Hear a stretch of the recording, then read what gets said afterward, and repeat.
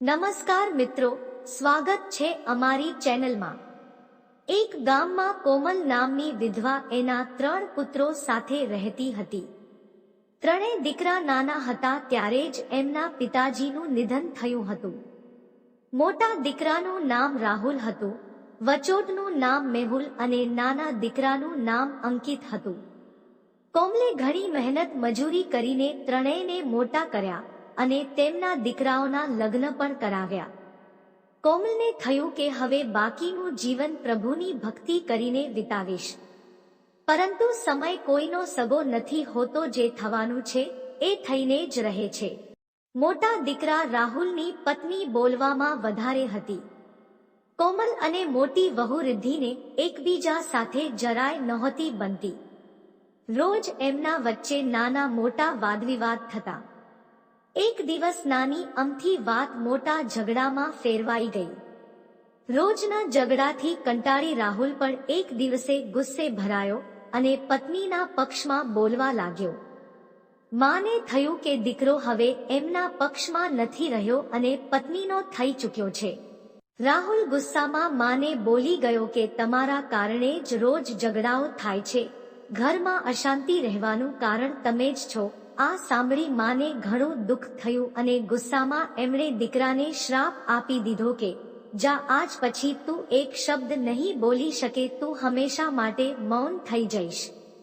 રાહુલને પોતાની ભૂલ પર પસ્તાવો થવા લાગ્યો અને એની મમ્મીનું દુઃખ સમજી રહ્યો હતો। આથી એણે જાણી જોઈને મૂંગા થવાનું નક્કી કર્યું। કોમલ પણ અંદર મનોમન ચિંતિત હતી કે આ મેં શું કર્યું। આ ઘટના બાદ રાહુલ ક્યારે એક શબ્દ ન બોલ્યો। આખા ગામ તથા આજુબાજુના ગામોમાં પણ આ વાત ફેલાઈ ગઈ કે સગી માએ પોતાના દીકરાને શ્રાપ આપ્યો અને એ મૂંગો થઈ ગયો। કોમલની ભક્તિ અને શક્તિથી બધા ભયભીત થવા લાગ્યા। ગામના દરેક વ્યક્તિ કોમલની ઇજ્જત કરવાને બદલે એનાથી ખૂબ ડરતા। કોઈ પણ કોમલ સામે ઊંચા અવાજે બોલવાની હિંમત ન કરતું, કારણ કે એમને ભય રહેતો કે કોમલ ગુસ્સે થઈ જશે તો અમને પણ શ્રાપ આપી મૂંગા કરી દેશે।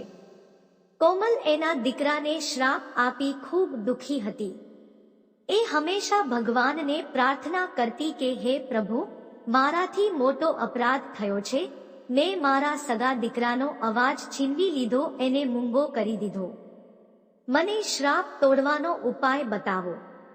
વર્ષો વીતતા ગયા અને કોમલ વૃદ્ધ થઈ ખાટલે પડી ગઈ, પરંતુ એના મનમાં એ જ વિચાર ચાલ્યા કરતો કે મારા શ્રાપના કારણે મારો દીકરો મૂંગો થઈ ગયો, મારા પાસે એનો કોઈ તોડ નથી। કોમલ મરણ પથારીએ પડી અને એની છેલ્લી ઈચ્છા એ જ હતી કે એ રાહુલ સાથે વાત કરવા માંગે છે, એનો અવાજ સાંભળવા માંગે છે।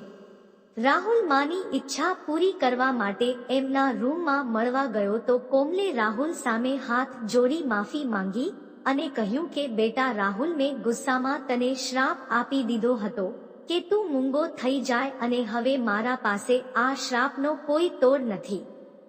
હું આ શ્રાપથી તને મુક્ત નહીં કરું ત્યાં સુધી મારા પ્રાણ શરીર નહીં છોડે। રાહુલ ઊભો થયો અને દરવાજો બંધ કરી માં પાસે આવીને એમના હાથ પકડી બોલ્યો, માં, હું પાછલા ઘણા વર્ષોથી બોલી શકું છું। મેં જાણી જોઈને બોલવાનું બંધ કરી દીધું હતું, જેથી કરીને તમારી ભક્તિ પર કોઈને સંદેહ ન થાય અને મારી પત્ની જ નહીં, ઘરની બીજી 2 વહુ પણ તમારાથી ડરીને તમારા સામે બોલી ન શકે અને તમને દુઃખ ન પહોંચાડી શકે। ભલે બધા તમારાથી ડરીને રહે પરંતુ તમારી ઇજ્જત કરે। હું તો ઘરનો મોટો દીકરો છું। હું જાણું છું કે પિતાજીના મૃત્યુ બાદ તમે અમારા માટે ઘણું દુઃખ સહન કર્યું છે, ઘણી તકલીફો વેઠી અમને 3 ભાઈઓને મોટા કર્યા છે। જે દિવસે તમે મને મૂંગા થવાનો શ્રાપ આપ્યો હતો એ દિવસે ભલે તમે ગુસ્સામાં શ્રાપ આપ્યો હતો, પરંતુ તમને ભગવાન પર પૂરેપૂરી શ્રદ્ધા હતી। જો એ શ્રાપ સાચો ન થયો હોત તો તમને ભગવાન પર ભરોસો ઉઠી જતો। તમારા સામે ઊંચા અવાજમાં બોલવાનું દુઃખ મને આજે પણ સતાવે છે। જાણી જોઈને આટલા વર્ષો સુધી મૂંગા રહીને મેં શ્રાપ ભોગવ્યો અને એ જરૂરી પણ હતું. ભગવાન શ્રી કૃષ્ણ પણ એમની માતાની દરેક વાત માનતા હતા, તો હું એક સામાન્ય મનુષ્ય મારી માતાની વાત કેવી રીતે અવગણી શકું? માં, આજે હું તમારા શ્રાપમાંથી મુક્ત થઈ ગયો છું. તમે મનમાં જરાય બોજ ન રાખતા અને હંમેશાની જેમ ભગવાનની ભક્તિ કરજો. હું તમને અપાર પ્રેમ કરું છું. રાહુલ એની માતાના બંને હાથમાં પકડીને બોલ્યો, માં, એ દિવસ માટે મને માફ કરો. માના મોંથી એટલું નીકળ્યું, હે પ્રભુ, મને તમારા શરણમાં સ્થાન આપો.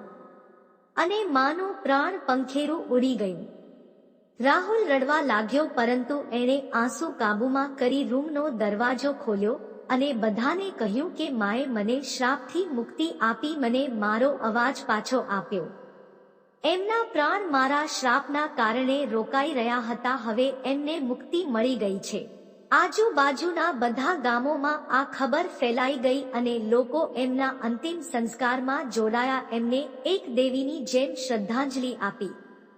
બધા રાહુલની માતાને દેવી ગણવા લાગ્યા અને એમના ગુણગાન કરવા લાગ્યા.